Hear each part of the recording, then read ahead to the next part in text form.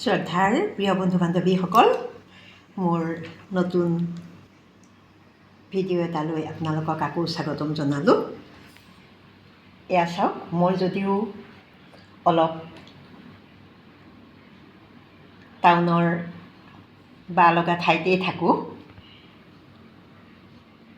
তথাপি মই গাঁৱৰ কিছু নীতি নিয়ম, আচাৰ আচৰণ, খাদ্য সম্ভাৰ এই সকলোবোৰ মোৰ বৰ প্ৰিয় আৰু গাঁৱৰ সেইবিলাক মই এতিয়াও ৰাখিবলৈ চেষ্টা কৰি আছোঁ। এয়া চাওক, মই ৰাতিপুৱা জলপান খাবলৈ লৈছোঁ।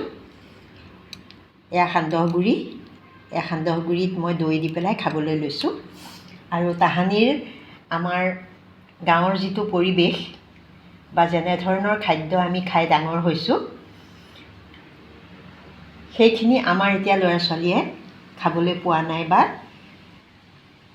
বিভিন্ন ব্যস্ততাৰ কাৰণে মাক দেউতাকে দিবও নোৱাৰে বা সন্তানৰো সময়ৰ অভাৱ। ৰাতিপুৱাই ভাত কেইটামান নাকে কাণে গুজি কিতাপৰ বেগ লৈ স্কুল যাব লাগে, কিন্তু আমাৰ দিনটো তেনেকুৱা নাছিল, নহয়নে? গতিকে সেইখিনি মই মোৰ ঘৰখনত মই অকণমান ৰাখিবলৈ যত্ন কৰোঁ আৰু গাঁৱৰ কিছু পৰিৱেশ, নীতি নিয়ম, খাদ্য মোৰ বৰ ভাল লাগে আজিও।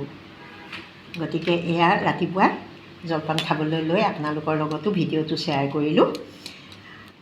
আৰু সকলোৱে যদি মোৰ পেজটো ফ'ল' কৰা নাই, প্লিজ ফ'ল' কৰি মোৰ ভিডিঅ'বোৰ চাব বুলি বহুত আশা কৰিলোঁ।